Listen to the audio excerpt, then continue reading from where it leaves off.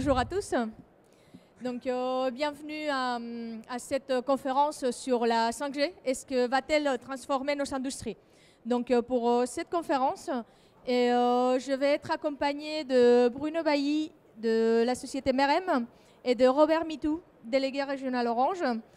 Et nous allons commencer, je veux commencer par un petit tour d'horizon de ce que c'est la 5G, les avantages techniques, un petit panorama technique et ses usages industriels. Et puis après, je laisserai la parole à mes confrères qui vous parleront d'une expérimentation réelle qui est en cours aujourd'hui chez Merem et comment Orange accompagne cette démarche industrielle. Donc pour commencer, les atouts techniques de la 5G. Donc, alors, j'allais commencer juste par présenter rapidement WeNetwork, donc mon structure. Donc, je fais partie de WeNetwork, je suis experte en protocole de communication et également responsable du pôle formation. Et pour faire vraiment très très court sur notre activité, c'est nous accompagnons les industriels à se transformer. Parce que nous croyons que la transformation digitale est vraiment l'avenir de l'industrie. Et pour ce faire, nous sommes ces tiers de confiance qui accompagnent les dirigeants à saisir ces schémas et faire ou bien des systèmes intelligents, donc pour capturer plus de valeur client, ou bien rendre ces usines plus intelligentes, plus connectées, plus fluides et gagner des points de productivité. Et pour cela, nous avons 4 axes d'activité qui sont ou bien la formation, ou bien les conseils, ce qu'on appelle l'expertise, ou bien l'expérimentation, c'est ce qu'on peut faire avec notre plateau technique. Et enfin, le 4e pôle, c'est tout ce qui touche les liens entre les industriels et les académiques, qui est essentiel pour descendre dans des TRL au plus bas. Donc ça, c'est ce que nous, on fait au sein du Technocampus électronique IoT, ici à Angers, de l'autre côté du parking des parcs des expositions. Donc voilà, vous savez, donc du coup, nous sommes les porteurs du Technocampus et fer de lance de la filière électronique. Une fois que les contextes donnés de pourquoi je suis là et pourquoi WeNetwork est impliqué dans la 5G et dans ses volets industriels, je vais pouvoir commencer à vous parler de la 5G. Alors, quand vous entendez parler de 5G, vous pensez à quoi? Vous pouvez penser à tout ça et bien à d'autres choses. Quand on parle de 5G, le premier mot qui vient à nous, c'est le téléphone. Et le premier mot qui vient à nous, c'est le débit. Mais il y a d'autres mots qui vont venir un peu plus tard, qui sont l'IoT, l'opérateur, comment est-ce qu'il va le gérer, et quels sont les nouveaux usages. Donc c'est ça que je vais essayer d'explorer avec vous aujourd'hui. Déjà, pour vous donner un premier topo rapide de ce que c'est la 5G et comment est-ce qu'on est arrivé là. En fait, la 5G, ça a été une évolution. Il y a eu la 2G dans les années 90, il y a eu la 3G qui est arrivée après, la 4G. Et on était toujours, comme ça se voit dans le graphe en fait, on est toujours dans une recherche du débit et plus du débit. On avait des capacités de plus en plus importantes, et ce qui a permis de passer d'avoir un terminal qui permettait juste de téléphoner, avoir des terminaux intelligents qu'on a aujourd'hui, des smartphones qui permettent d'avoir de l'Internet sur son téléphone, de capturer des vidéos, de faire des choses vraiment très intéressantes. La 5G, elle va un pas au-delà. Déjà, les changements, ça s'est amorcé et avec la 4G, parce que dans la 4G, on voit une fourche qui s'est créée dans ces développements. Cette fourche correspond à, d'un côté, la recherche encore du débit, et d'un autre côté, la réponse à tout ce qui est l'IoT, que ce soit industriel ou grand public. Et c'est là où on a vu l'apparition de ce qu'on appelle les LTM, les Narrowband IoT, qui sont les protocoles qui répondent à l'IoT, qui ne sont plus à la recherche de débit, mais à la recherche d'autres choses importantes pour l'IoT, qui sont la basse consommation, avec des débits plus faibles, mais la basse consommation, la longue portée. Donc c'est ça ce qui était déjà apporté dans la 4G pour l'IoT. Donc quand la 5G elle arrive, qui est en train d'arriver en ce moment, c'est déjà une réalité. Quand on pense 5G, en fait, on pense implicitement au côté débit. Et c'est ça qui est proposé aujourd'hui, Monsieur Mitou, vous me corrigerez tout à l'heure, mais ce qui est déployé par les opérateurs aujourd'hui, c'est essentiellement ce côté débit, c'est côté latence, c'est côté industriel, ce n'est pas les côtés Internet des objets.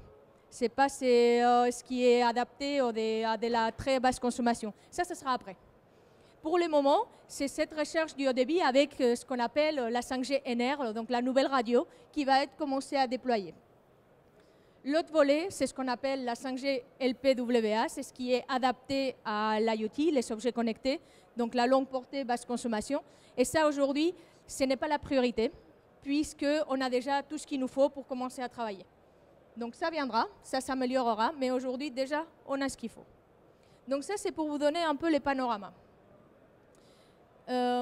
Sur les use cases, en fait, vous pouvez comprendre qu'en fait, quand on veut faire de l'IoT basse consommation et quand on veut piloter un cobot très très basse latence, on ne va pas chercher les mêmes choses dans le réseau.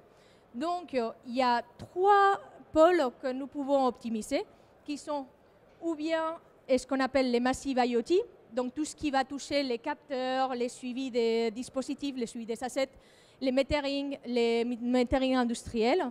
Tout ça, ça va être un axe de travail de la 5G. Il va y avoir l'axe de travail du débit, avec lesquels on va pouvoir répondre à des sujets comme la vidéo 4K, comme la réalité virtuelle, comme l'accès fixe, Internet fixe, wireless. Donc ça, c'est toutes ces choses qu'on va pouvoir répondre avec ces pôles. Et enfin, l'industrial IoT, à différencier de l'IoT consumer, l'industrial IoT, c'est des choses qui ont besoin énormément de latence. Non, pardon. Qui ont besoin d'une latence très basse, je veux dire, qui ont beaucoup d'exigences côté latence. Et c'est ça qui va permettre de faire de l'automatisation dans l'usine et faire des véhicules autonomes. Et ça, on y répond avec la 5G, mais avec des choses différentes, avec des parties de la norme différentes, des parties du réseau différents. Donc tout ce qui est Massive IoT, on va y répondre avec des choses qu'on a déjà aujourd'hui dans la 4G, qui est l'LTE-M et un Narrowband IoT. Les débits, l'Enhanced Mobile Broadband, on va y répondre avec la nouvelle radio ou bien avec LTE, donc la 4G, avec des nouvelles bandes de fréquences. Ça commence à y avoir une réponse là-dessus. Et l'industrial IoT, c'est là tous les nerfs de la guerre. C'est ce qui va arriver dans les années à venir, qui commence à venir. Ça se fait avec la nouvelle radio. Et ça, c'est ce qui va permettre de faire vraiment rendre l'usine intelligente. Alors, je vais passer très vite. Je vais passer directement aux exemples parce que je pense que ça va être beaucoup plus parlant que de rester dans la pure technique. Alors, les nouveautés de la 5G qui sont vraiment intéressantes et clés. Et comme ça, on comprendra mieux les exemples. Les antennes actives. Avec la 5G, on peut avoir des antennes actives, c'est-à-dire des antennes qui vont pouvoir orienter les faisceaux de manière à l'orienter vers la destination et être plus efficace en énergie et avoir un meilleur débit. Ça, c'est un point clé qui va arriver avec la 5G. Un autre point clé qui va arriver avec la 5G, c'est l'effet de pouvoir faire des réseaux privés, donc des réseaux indépendants, que ce soit physique ou de manière virtuelle et du réseau, donc que l'entreprise puisse travailler dans un réseau dédié, propre à elle, sans être dans un réseau public d'un opérateur. Donc ça, c'est une nouveauté de la 5G qui va pouvoir être faite. Donc du coup, pourquoi faire, en fait? Pour quel bénéfice? Pour quel usage? Bon, là, je pourrais vous sortir ma boule de cristal, mais malheureusement, je n'en ai pas, parce qu'il y en a énormément d'usages, et aujourd'hui, on est à cet stade-là. C'est qu'est-ce qu'on fait avec la 5G? Sur les papiers, il y a beaucoup de choses techniques qui sont intéressantes, mais qu'est-ce qu'on fait réellement? Et ce que je vais faire, c'est je vais essayer de mettre un exemple en face de chacun des usages, chacun de ces atouts qu'on a. Donc, j'ai identifié 7 atouts majeurs. On a de la vitesse, on a des sauts de performance, c'est optimisé pour la production, c'est une techno sans fil, de très haute fréquence, qui peut faire des réseaux virtuels et géolocalisés. Donc, si on commence par les débuts, un exemple du haut débit. C'est l'expérimentation qui est en train d'être faite aujourd'hui, ou qui a déjà été finie peut-être, et à la gare de Lyon-Part-Dieu. Et c'est Bouygues qui l'a mené avec eux. Donc, quel est l'intérêt des hauts débits dans la gare de Lyon? C'est pouvoir proposer deux choses. Pouvoir proposer que les trains puissent décharger les données des fonctionnements d'une manière rapide quand ils arrivent à quai. Et des deux, c'est pouvoir aider aux personnes qui font de la maintenance sur les trains, par exemple, pour leur donner des informations en temps réel, avec de la réalité augmentée, imaginons, qu'ils puissent faire une maintenance plus rapide et plus simple. Et des trois, c'est aussi proposer des services aux utilisateurs en gare, pouvoir télécharger un film avant de monter dans son train. Donc ça, c'est les objectifs de cette expérimentation. C'est pour ça que c'est utile les hauts débits. Un autre exemple, c'est pourquoi c'est utile la faible latence. Là, c'est des exemples des cobots et des AIV AGV, comme ce que vous allez déployer chez vous, chez Merem. Donc l'idée, c'est pouvoir utiliser la 5G pour piloter des équipements robotisés. Pourquoi c'est important la 5G? Parce qu'on a une latence très très faible qui permet de réagir quand il y a un problème quelconque et que l'équipement soit piloté soit à distance, soit par une intelligence artificielle et que les réseaux nous permettent de réagir afin d'ajuster la trajectoire. Parce qu'un cobot, pour rappel, c'est un robot qui va pouvoir agir à côté d'un humain. Donc qui doit pouvoir interagir avec lui pour ne pas le blesser, entre autres.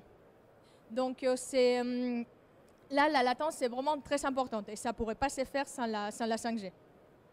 Et typiquement en Allemagne, chez Bosch, parce que chez Bosch, en Allemagne, ils sont très actifs sur la 5G, parce que le gouvernement allemand est très moteur et favorise beaucoup de choses. Il y a Bosch qui a mis en place tout un campus dans lequel il déploie ses AGV AIV et fait des tests de fonctionnement. Donc ça, c'est un exemple réel qui pourrait arriver. Un autre exemple, c'est que c'est un réseau qui est vraiment optimisé par la production. Là, c'est sur une petite vidéo que je ne vais pas vous passer parce que j'aimerais bien passer au cas réel qui est vraiment le plus intéressant. C'est une expérimentation qui est faite chez Daimler, donc fabricant allemand, dans une de leurs usines en Allemagne. Et c'est Ericsson avec Mercedes-Benz, donc la maison mère de Daimler, qui ont mis au point l'usine qui s'appelle l'usine 60. Les Factory 56, pardon, c'est la Factory 56, dans lesquelles ils ont déployé la 5G pour rendre l'usine paperless, c'est-à-dire pas de papier, toutes les communications se font via le ERP et sans papier, pour mettre en place des AGV, des AIV, pour mettre en place des suivis des machines et des outils, et tout ça grâce à la 5G. Et ils s'estiment qu'ils ont gagné 25% de productivité grâce au déploiement de la 5G dans cette usine. Alors, voilà. Un autre exemple. Et nous avons avec la 5G des nouvelles bandes de fréquences qui sont allouées par les gouvernements et qui sont achetées par les opérateurs lors des enchères. L'année dernière, il y a eu les enchères pour une nouvelle bande autour des 3,5 GHz. Bientôt, il y aura les enchères prochainement plutôt, les enchères pour les nouvelles bandes autour des 26 GHz. Donc, ces nouvelles bandes, elles nous permettent d'avoir des zones radio dans lesquelles il y a moins de pollution, où il y a moins de saturation. Donc, ils nous permettent de faire d'avoir plus de débit et d'être moins perturbés. Et puis, qui nous permettent d'avoir plus de débit. Un autre exemple très important, c'est les réseaux virtuels. Les réseaux virtuels nous permettent de faire des choses comme les véhicules autonomes. Un réseau virtuel, c'est ce qui va permettre de faire ce qu'on appelle les network slicing, va permettre de différencier les flux par rapport à leur qualité, par rapport à leurs exigences. Là, typiquement, pourquoi j'ai mis un tableau de bord d'une voiture, c'est que dans une voiture autonome, il va y avoir la 5G pour pouvoir piloter la voiture, donc donner des conduites avec des exigences très fortes au niveau de latence, au niveau de la réactivité, au niveau peut-être du débit. Et il va y avoir aussi d'autres demandes concernant les usagers du véhicule qui vont regarder leur tablette et qui vont avoir besoin d'accès multimédia, donc du haut débit, mais qui n'est pas critique du tout. Donc c'est les réseaux virtuels, le network slicing, qui va permettre de différencier ces flux pour prioriser l'un par rapport à l'autre. C'est également comment faire de la télémédecine en même temps qu'on fait du streaming data ou du streaming vidéo. C'est typiquement ça le cas. Un autre exemple, la localisation affinée. La 5G permet de faire une localisation plus fine que ce qui est fait aujourd'hui, qui est de l'ordre du GPS, même mieux. Cette localisation, en fait, ce qui va permettre là, cet exemple, c'est un drone qui est piloté par 5G. Bon, celui-là concrètement, je n'avais pas la bonne photo, celui-là concrètement, c'est un drone de capture photo. Et ce que j'aurais bien aimé avoir, c'était les drones de l'exemple concret. C'est de l'expérimentation qui est menée par Verizon avec UPS pour livrer des petits colis avec des drones qui sont pilotés par 5G. Pourquoi utiliser des drones pour livrer des colis? Parce qu'il y a certains colis pour lesquels ça vaut le coup de mettre en place un système comme ça parce qu'ils ont besoin de rapidité. Donc, faites les calculs pour livrer un échantillon médical qui a besoin d'y aller très vite sur Paris. Qu'est-ce qui est mieux? Un drone ou un livreur en moto dans les rues de Paris? C'est un peu compliqué, mais je pense que le drone, ça serait beaucoup plus efficace. Donc ça, c'est l'intérêt de la 5G, pouvoir piloter ce type de drone pour que ça soit sécurisé et que ça arrive bien au bout. Et enfin, mon 7e exemple, c'est le beamforming. Je vous ai dit, les antennes actives, ça permet d'orienter le faisceau. Le beamforming, ça permet d'avoir un bon débit dans des endroits très peuplés. Parce que nous pouvons identifier quel est le consommateur de la donnée et orienter le faisceau afin de ne pas envoyer à tout le monde l'information et perdre en énergie, mais seulement au consommateur, seulement à la personne qui est concernée. Et puis enfin, je vous avais dit 7, mais j'ai un petit dernier pour la route, c'est toujours bien, c'est la sécurité. Parce que ça, on n'en parle pas, mais la plupart des protocoles sans fil l'ont porté. Se pose la question de la sécurité. C'est des capteurs qui sont déployés au milieu de nulle part.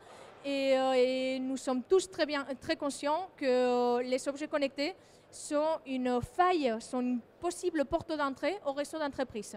Et là, vu qu'on parle de la 5G pour l'entreprise, c'est un point très important parce que la 5G est sécurisée. Comme l'est la 4G, nous avons un Secure Element qui est une carte SIM et il y a des éléments de sécurité complémentaires qui ont été développés dans la 5G qui permettent d'avoir vraiment un réseau très sécurisé. C'est pour ça qu'il est très bien adapté à l'industrie. Donc sur ce, j'espère vous avoir fait un petit topo rapide des caractéristiques techniques. Et maintenant, je vais laisser la parole à Bruno et Robert pour vous expliquer d'un cas concret de la vie réelle qu'ils sont en train de mener. Voilà.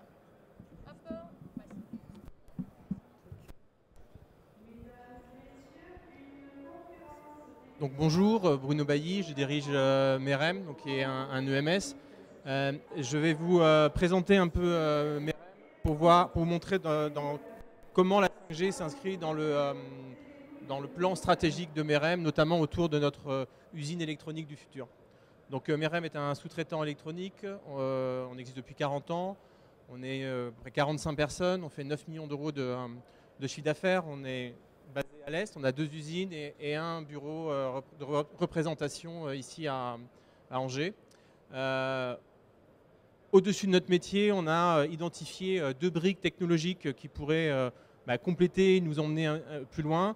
Il y en a une qui sont les technologies immersives telles que la réalité augmentée, la réalité virtuelle, l'holographie. La deuxième étant la 5G. On fait des projets de R&D, on travaille en mode très collaboratif. On participe à plusieurs écosystèmes technologiques. C'est la French Tech, Systématique, KM0. Donc on essaie vraiment de développer des projets collaboratifs innovants.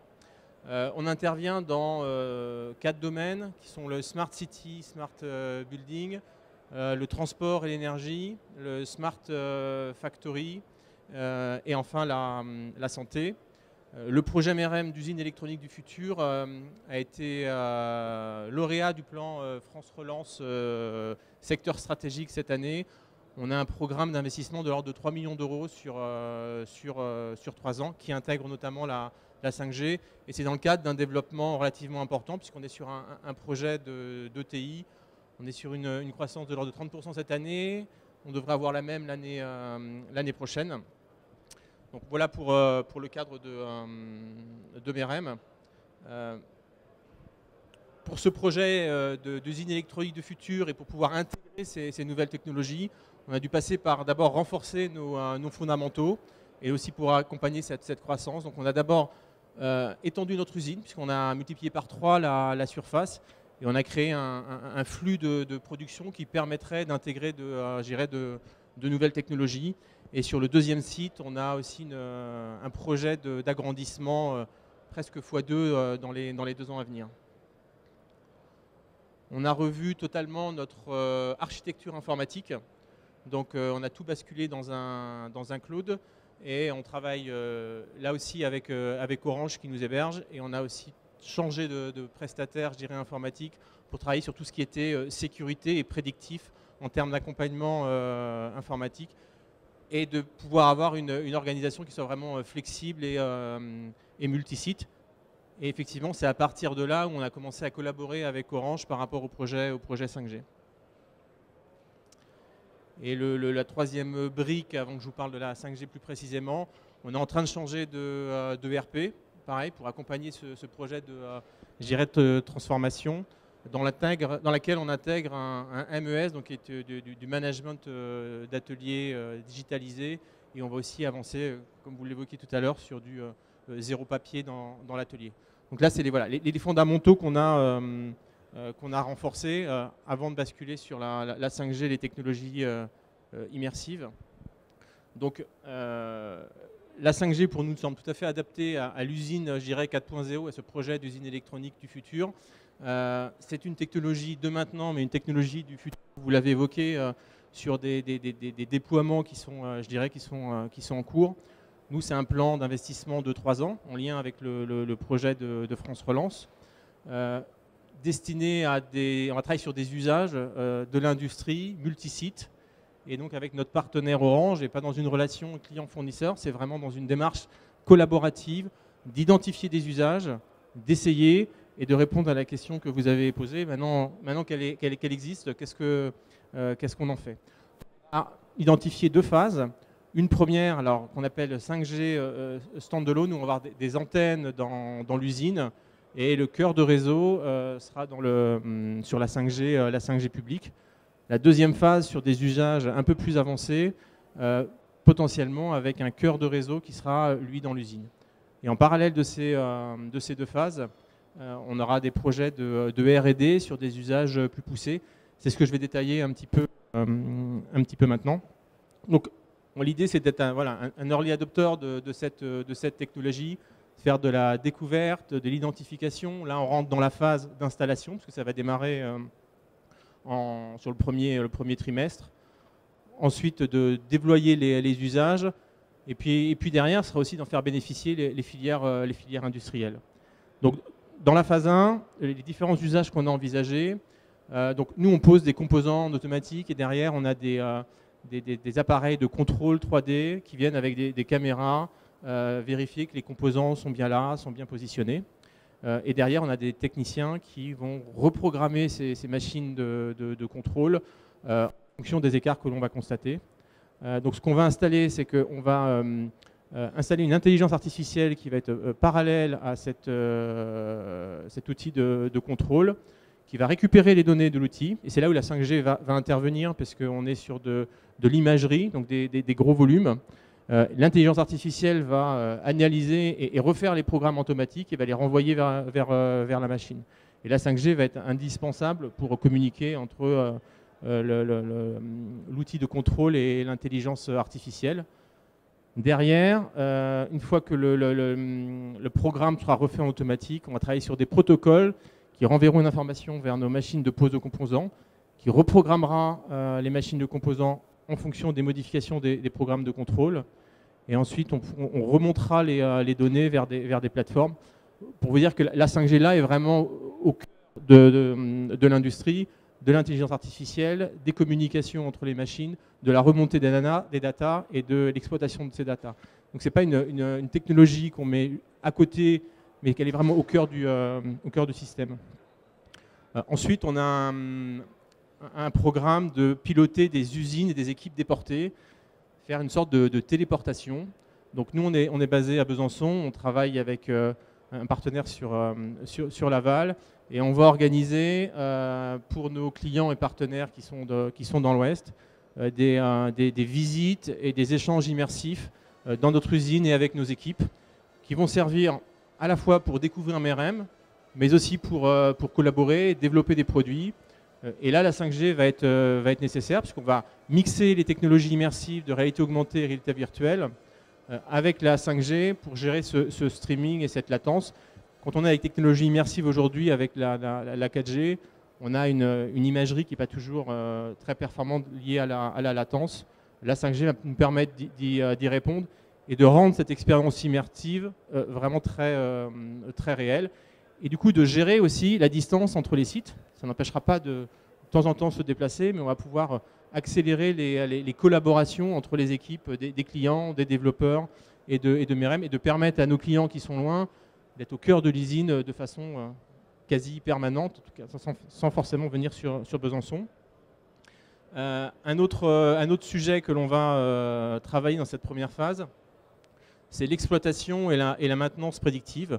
On va mettre des capteurs dans l'usine, des capteurs sur nos machines qui vont identifier soit un dysfonctionnement sur la machine, soit dans l'usine pour l'exploitation en électronique, on doit avoir un environnement, je dirais, constant, donc ils vont gérer des variations et ces capteurs pourront via la 5G, modifier en temps réel les réglages. Et on va y rajouter aussi de l'immersif qui va permettre de faire de la formation et de l'assistance, je dirais, à distance. Donc, encore, on est sur la combinaison de la 5G avec ces technologies immersives. Donc ça, c'est la première phase. La deuxième phase, donc on va aller plus loin, et c'est pour ça qu'il sera peut-être nécessaire d'avoir un cœur de réseau dans l'usine. Ça va être les AGV dont vous avez parlé, donc ces robots qui vont se déplacer, où là, il faudra des temps de latence vraiment très très faibles et de l'immédiateté pour des raisons de sécurité. Ça va être aussi d'une usine qu'on va pouvoir reconfigurer. On a des postes de contrôle, de montage qui vont bouger en permanence, et on va sortir d'une usine qui est figée dans son organisation, mais qui va être tout le temps mobile et agile. Et là, on va intégrer des capteurs sur ces postes, et la 5G nous permettra de les faire bouger en temps réel et avec la sécurité nécessaire. Ça va être utilisé sur le traitement des datas, ça va être utilisé demain aussi sur le jumeau numérique. Mais là, voilà, on est dans des exploitations qui sont plus poussées. Et donc, sur ces deux phases, en parallèle, on va avoir des programmes de recherche et développement. Donc là aussi avec Orange. Donc d'un côté, on travaille avec Orange Business Service pour la partie infrastructure et 5G. Et on travaille avec Orange Innovation pour la partie recherche et développement. Et là aussi, on va être sur du collaboratif parce qu'on va intégrer nos partenaires de technologie immersive, de Orange Innovation et de MEREM, pour, sur les usages que l'on déploie en phase 1 et phase 2, les pousser, travailler sur de la vidéo volumétrique, donc c'est la téléportation, bon, c'est pas Star Trek, mais on va essayer de s'en rapprocher dans l'idéal. Et là, il y a besoin de développer les outils existants, aussi bien hardware que soft, et la 5G va être, je dirais, indispensable. Et puis tous les nouveaux usages que l'on va rencontrer. Donc tout ça, c'est un programme qui est en train de se mettre en place, qui va démarrer au premier trimestre 2022.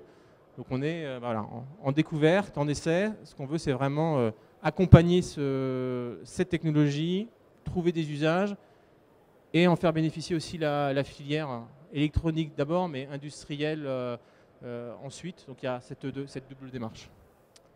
Donc voilà pour le projet MEREM autour de la 5G. Robert, si vous voulez... Oui, merci. Vous avez dit déjà beaucoup de choses sur la 5G, sur le travail que l'on fait ensemble, et merci de m'avoir invité à cette conférence sur la 5G. Moi, il y a 2 ou 3 messages que je voudrais bien vous faire passer, parce qu'on a dit beaucoup de choses sur la 5G. On l'a dit surtout via les médias, le grand public. Et c'est vrai que la 5G, c'est en même temps aujourd'hui et demain. Et je dirais c'est aujourd'hui et surtout demain.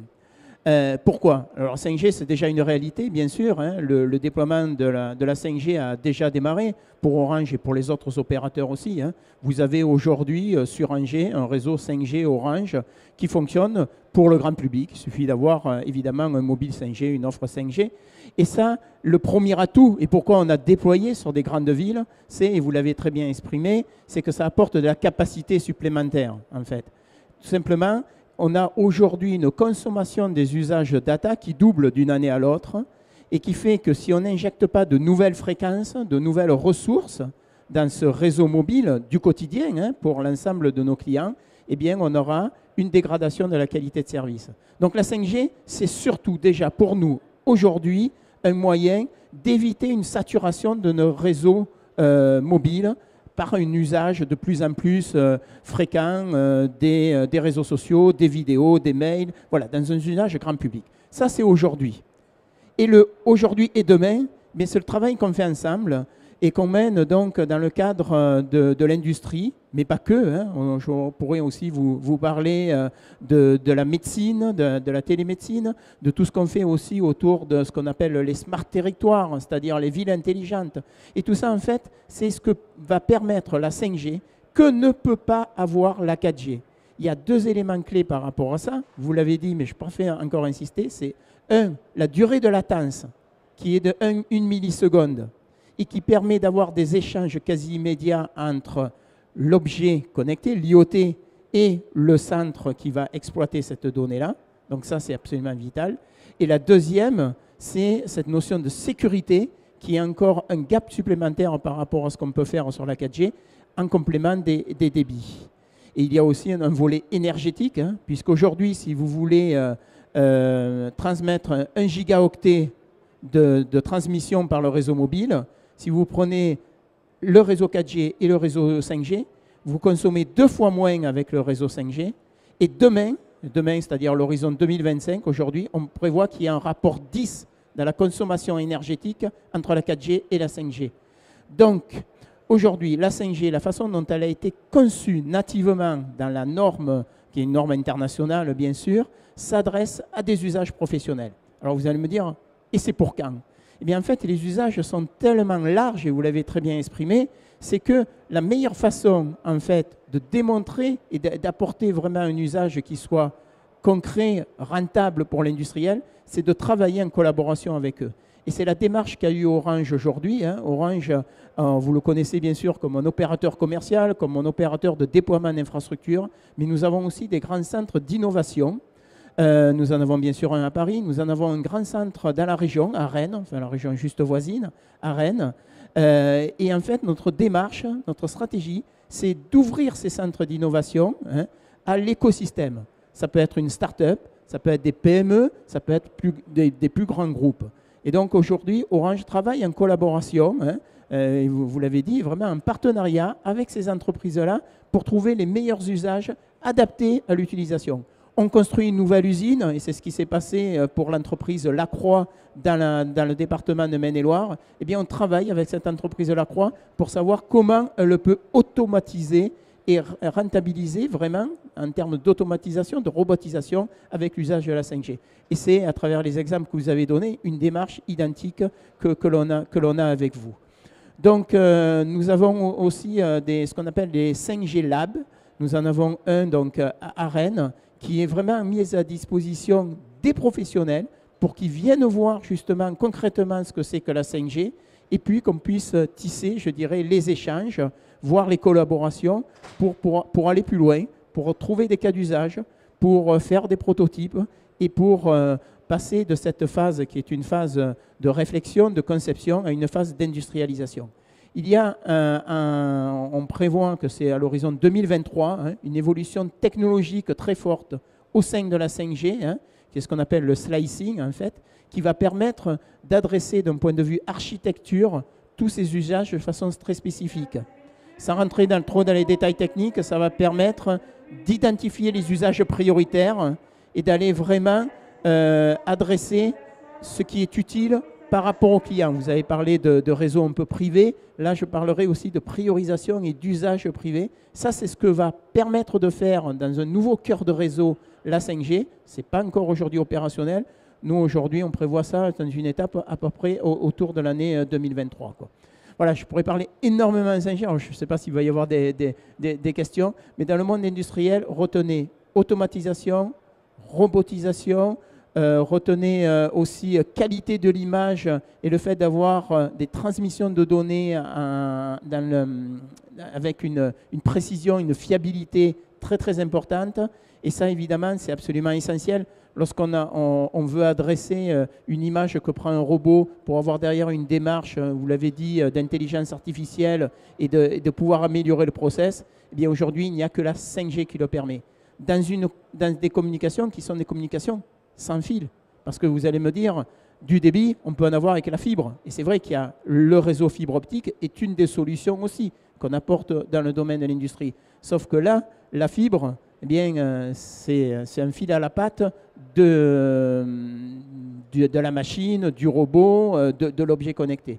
Là, l'intérêt de la 5G, c'est que ça passe par les ondes de radio et que donc c'est facilement reconfigurable et donc il n'y a pas d'infrastructure filaire à déployer, contrairement à un réseau de type fibre. Merci à tous les deux. Donc, est-ce qu'il y a de questions par rapport à ces présentations très riches? Donc, moi, j'avais une petite question, Bruno, c'est par rapport au paperless dans l'usine. Et c'est quelque chose, pourquoi la 5G, c'est quelque chose qui va vous permettre d'être paperless?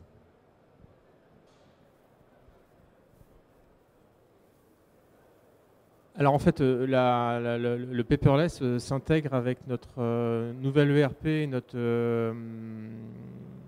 ce qu'on appelle MES, donc le pilotage de l'atelier effectivement sans papier.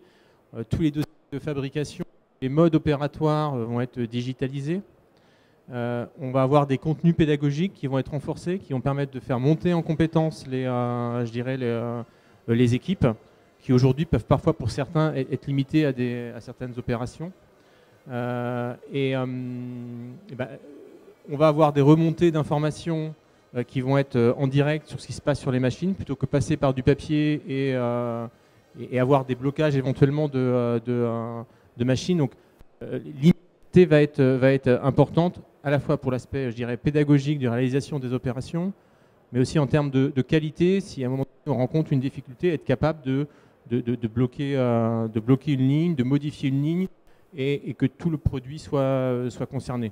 Alors qu'aujourd'hui, on a tendance quand le papier circule, on note une erreur, ça passe à une autre personne, ça passe par le service qualité, ça remonte, et qu'il y ait une modification qui soit durable et la traçabilité, savoir à quel moment on stoppe le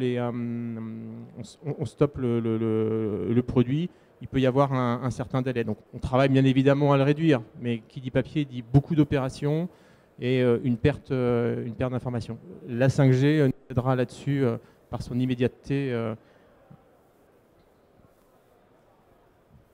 Merci. Et puis, je me permets de poser une autre question à Robert. Donc ça va être par rapport au déploiement. Donc le déploiement, si j'ai bien compris, c'est la 5G, elle est déjà une réalité pour les grands publics. Et côté industriel, où les attentes ne sont pas les mêmes, parce que vous l'avez bien dit, c'est des attentes plutôt par rapport à la latence. Et c'est un déploiement au cas par rapport au partenariat, ou comment ça se passe?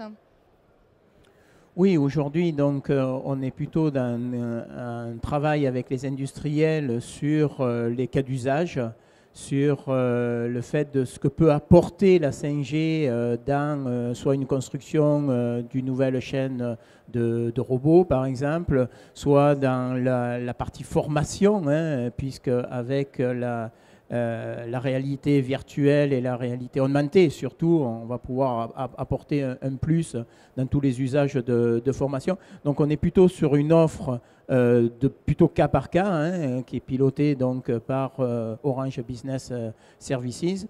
Et puis, on travaille avec des groupements industriels. Je peux vous donner l'exemple donc de notre présence dans le groupement EMC2, qui est le groupement qui regroupe en fait tous les industries sur la Loire-Atlantique pour justement définir dans le cadre de ce groupement quels seraient les meilleurs usages. Alors on peut adresser des très grandes entreprises, on pense bien sûr à Airbus ou les chantiers de l'Atlantique, ou des entreprises encore une fois beaucoup plus petites pour voir quel est l'investissement à apporter, quoi. Donc on est en effet sur une vision cas par cas, mais toujours dans une analyse de de besoins d'usage, parce que, encore une fois, avec la 5G, on peut faire tellement de choses que c'est important de bien cibler le besoin de l'entreprise, que ce soit du domaine de la qualité, de la sécurité, de la rentabilité aussi, hein, faut dire les choses, ou tout simplement du fait d'avoir un cran d'avance par rapport aux concurrents en termes d'innovation. C'est important parce que, bon, on ne l'a pas dit, hein, mais la France avait pris un petit peu de retard par rapport à d'autres pays, comme les pays asiatiques. Hein. La 5G est une réalité en Corée du Sud depuis maintenant à peu près 3-4 ans. Donc il y a une vraie volonté stratégique aussi, hein, de la France de se positionner et d'être donc justement rattraper un peu le retard en termes d'innovation et donc de pouvoir lutter contre des concurrents à l'étranger. Je voudrais aussi compléter quand vous parlez de cas d'usage, et là c'est par rapport à notre collaboration avec Orange. On n'a pas dit on met de la 5G pour mettre de la 5G puis on verra ce que ça fait. On a vraiment collaboré avec Orange sur des cas d'usage qu'on a identifiés, nous de notre côté, que Orange a aussi proposé. Et ensuite on a challengé si la 5G avait vraiment quelque chose de différenciant par rapport à d'autres options. Et ça c'est vraiment important de ne pas faire de la technologie pour la technologie, mais d'identifier celles qui vont nous permettre de vraiment passer des caps, d'être plus, je dirais, compétitif. Voilà. C'est vraiment un travail autour des usages et d'intelligence, je dirais, collective pour le déployer. Et c'est ce qui amènera la crédibilité à la technologie, je pense. Merci beaucoup. Et effectivement, c'est ce qui va amener la crédibilité à la 5G. Ce n'est pas déployer pour la techno, mais pour un usage bien concret. Donc, oui, une question.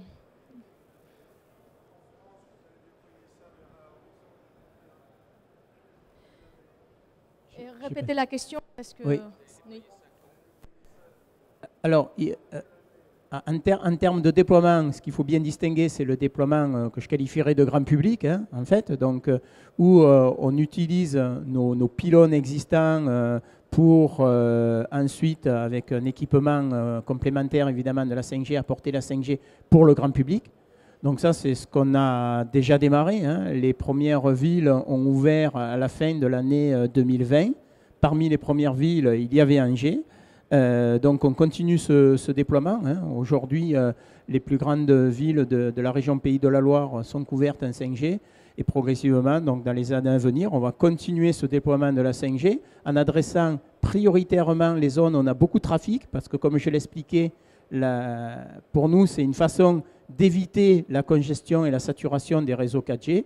Et puis, au fur et à mesure, évidemment, ça se déploiera sur un territoire un peu plus large. Vous savez, la 4G, elle n'a que 10 ans. Et aujourd'hui, toute la France est couverte en 4G. Je ne suis pas en train de dire que dans 10 ans, tout sera fait en 5G. Je ne sais pas. Hein, on est très pragmatique aussi. Hein. On va mettre la 5G là où c'est utile pour nos clients, là où on a senti qu'il y avait un vrai besoin. Et dans le domaine industriel, ben, j'ai répondu, on est plutôt dans des cas d'usage, un peu au cas par cas. Et je pense qu'à partir de 2023, avec les évolutions technologiques dont j'ai parlé tout à l'heure, on passera un cap d'une massification beaucoup plus forte dans le domaine industriel. La 4G reste, c'est des réseaux qui se superposent, hein, si vous voulez. Hein. On avait la 2G, 1990, on vous a montré les graphes, là, puis il y a eu la 3G, il y a la 4G, et là on vient superposer une nouvelle couche 5G, mais il n'y a aucune obligation pour nos clients d'avoir un mobile 5G et d'utiliser la 5G. La 4G, elle reste bien sûr en fonctionnement tout à fait normalement. Et on continue d'ailleurs à déployer des relais, des nouvelles antennes 4G, en particulier en zone rurale, pour encore améliorer la qualité de service de notre réseau. Donc, je vous remercie tous les deux. Merci beaucoup. Voilà, pour votre intervention. Et remercier au public pour les questions, pour votre attention. Et puis, bon après-midi. Merci. Bon salon.